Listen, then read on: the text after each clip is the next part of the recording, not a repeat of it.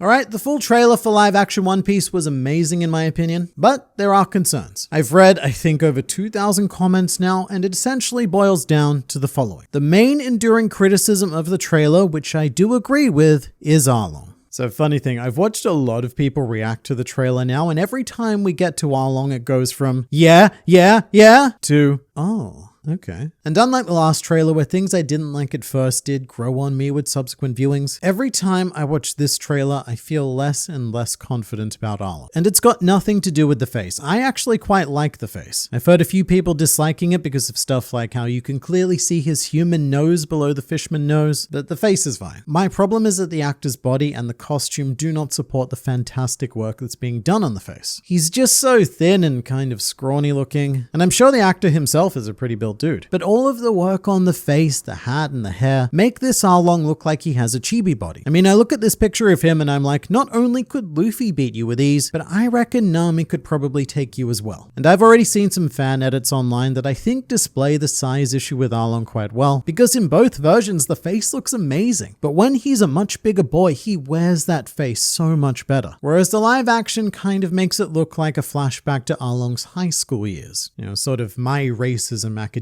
You know, he's just reached puberty and he's always angry, so angry and wanting to rebel against the world. Or also kind of like the middle stage of a Pokemon evolution line. Like he is a really good Charmeleon, but he's not quite hitting that Charizard. Or I guess Wartortle and Blastoise are probably a more fitting example. And I'm sure you've probably heard the joke by now, but a lot of people have started calling him R-Short, which I could find pretty funny. Here's the thing though, it's not just about the body, it's not that superficial. There's something even more fundamentally wrong with Arlong that I see in this trailer. And it's because, as I mentioned before, he's just so damn angry. Arlong is scary in the manga because he is intimidating and he knows it. As a result, he is emotionally in control, and up until the fight at Arlong Park, he's pretty much always smiling like a very twisted joy boy, because he's confident that he is the superior being. There's no need for him to get angry because everything is under control. Whereas the live action Arlong, from what we've seen, is pretty perpetually angry, or at the very least, very upset. So it turns Arlong into the exact opposite existence. In the manga, he is massive and joyful in his sickening way, but in the live action, he's skinny and angry. And it makes the deep voice sound like a joke to me, because it's like Arlong is compensating for something that he shouldn't have to. He doesn't compensate because in his mind, he is already the superior being. With all of that said, I do think it's important that we give Arlong the benefit of the doubt here. That benefit being that maybe the selection of scenes is particularly one note because that's just what the trailer needed. There wasn't any room to expand on his character in the 3 minutes that we have to sell the show. So we just need him to seem threatening, and well, that's that. Which to us, or I guess to me, makes him feel worryingly generic. But general audiences understand the visual language of generic bad guy, so it might help sell the series to them. That could be the case, and having seen how well I think they've handled the rest of the characters so far, I'm looking forward to hopefully being wrong about Arlong. And I know people have also said, well, what did you want them to do? Make him massive? That's not realistic. And to that I would just say, from what we've seen of the images released through Shonen Jump, that's exactly what they did with Captain Morgan, because he looks colossal. So why not amp up Arlong as well? Or maybe give Arlong a slight bodysuit? I mean, the costume has him all covered up anyway. And I just, I don't know, man. Like, I keep lingering on this. I don't think it is a massive deal breaker thing, but I keep lingering on it because I think the rest of the trailer is so damn solid. And I want this one thing to be different. Because if this is an accurate representation of Arlong, then I think he's going to be the weak point of the series, which is not great because he's the main antagonist. Something I didn't initially notice is that it looks like Arlong is in Buggy's circus tent in this shot. So, and pun warning, I guess the intent is to slowly build him up throughout the series, and maybe use Baratier as a narrative low point, sort of like how Luffy and Zoro were beaten by CP9 on Water 7 and Robin was abducted, and then everyone goes to Arlong Park to have the Eni Slobby style payoff. I do genuinely like the idea of seeding Arlong earlier. I just need Arlong himself to actually work. But another concern I've noticed is with Nami and the idea that she feels a bit flat, a bit one note. Like a cheese board, but one filled exclusively with brie, which is not good enough. You need a hard cheese, a blue cheese, maybe a smoked cheese for a fully rounded cheese board. But I think this is because the shots we've seen of Nami from the trailers and the promo images do show her in a very stoic and serious manner, which might not resonate with some people because Nami is one of the more emotionally volatile Straw Hats, whereas in the trailers so far, she seems very very much on the Zoro side of the emotional spectrum, and for this I would also have to give Nami the Arlong benefit of the doubt, because in fairness these trailers have been made to show off all of the big exciting events and all of the big gut-wrenching drama events, all of which demand a much more serious performance from Nami. And other than some fun Luffy moments, we haven't really touched on the more light-hearted aspect of One Piece. I mean, we haven't even heard Usopp speak yet. So I'm personally not worried about Nami right now. There's plenty of opportunity for a wider performance in the actual episodes. Now, the next common concern is what I've started calling Daddy Shanks, which I've named after one person commented that this screenshot looks like someone forcing their dad to cosplay at a convention. And like I said in the other video, I don't think it's fair to judge anything from just this. We need to hear him speak and we need to see some,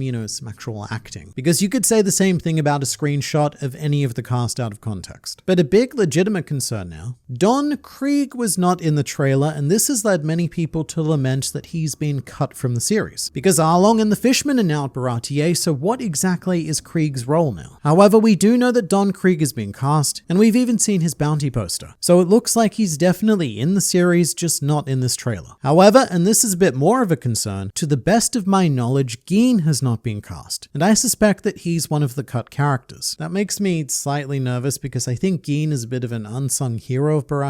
To me, he is integral to Sanji's story, and removing that element is huge. I mean, I guess they wouldn't be removing it. It's more like Gin's role would get incorporated into another character. Still, it's a shame, but I guess that's what needs to happen when you cram 100 chapters into 8 episodes. Although, the more I think about it, the more Baratier in general is starting to make me feel a little bit weird. The Arlong pirates are there, so this is probably our biggest nexus of change in the series, and it risks destroying that delicate balance. And it opens up questions like, why is Arlong there? Is he going to kidnap Nami now instead of having her betray the crew? Or is she still going to betray the crew? And if so, why does Arlong even need to be there? It seems like he's really micromanaging Nami at the moment, following her from Buggy to Baratier and then home to Arlong Park. I feel like if something does go wrong, like very wrong, Baratier is definitely the potential spot for that. Right now, to me, it just has the most potential for being compromised. Also not cast to the best of my knowledge is Hart-chan, who I think would also be very sad to lose and would even cause a bunch of headaches down the road in the best case scenario where the show is incredibly successful. Also, Johnny and Yosaku have no casting, but I'm pretty okay with that. I think their roles are much more easily replaced. Come to think of it, what do they even do? I think their main job is telling the crew that Nami went to Arlong Park, which I guess they'd already know if Arlong was on Baratier, and also they give Zoro his swords at Arlong Park. But to do what? If Hart-chan isn't in the series, then Zoro has no opponent to even need those swords. Now, I should say that Oda himself has actually addressed the missing characters in the message that was released alongside the trailer, and he says the following: after the launch, I'm sure I'll hear some people pointing out how this character is missing, or this scene is omitted, or this is different from the manga, but I'm sure they'll come from a place of love. Eiichiro Oda, I think, vastly underestimating the vitriol of social media there. But this part of the message is preparing us for big changes. And I would also be remiss if I didn't quote this part of the message as well. By now, I just love this production team and the cast so much that I can't wait for them to get the acclaim they deserve from around the world. And if by chance people have some gripes, I'll be there to receive them together. Which is a really nice thing for Oda to say. He is showing 100% solidarity behind the show. Basically, if you got a problem with them, then you got a problem with me. And as a One Piece fan, I have to admit that's pretty comforting. Because there's nothing more you could really ask for than for the author to be this invested in the adaptation, and also to actually have power over the work. It's been mentioned a lot, but Oda has said in the past that both he and the production team have had some quite frustrating times with the show, and Oda even started to question whether or not it was possible to work at all. But after all of that, he says that they got through it. Also, Netflix didn't even pick a launch date until Oda was satisfied with it. And I have to dwell on that because it's just so rare for a big production to give any shits whatsoever about the author's feelings, let alone give the author final approval for the show. Now compare that to, say, the Netflix live-action Avatar, where the creators made the choice to leave the show very early on, or compared to what Tomorrow Studios did with Cowboy Bebop by having Shinichiro Watanabe as a consultant, with Watanabe later claiming that any comments he made were almost certainly ignored and that he couldn't even make it past the opening scene of Cowboy Bebop. So it's no small thing that Oda is, to be honest, really acting as the media backbone of this show. But with all of that said, I do think that we as a fan base need to stop deifying Oda as much as we do. do. Because yes, he's quite literally the 10th most best-selling author in human history, just 9 places away from that there Shakespeare. But even with that in mind, Oda is still just a dude. And over the years, I've gotten more and more skeptical about his messages, because somewhere along the line, Shueisha realized how seriously we took his word. And so now every time there's a new product to be promoted, they get Oda to write one of these messages. And in particular, he did quite a few of these for Film Red. And he made it sound like the greatest piece of cinema that had ever been crafted. And then when it actually comes out, Film Red, it was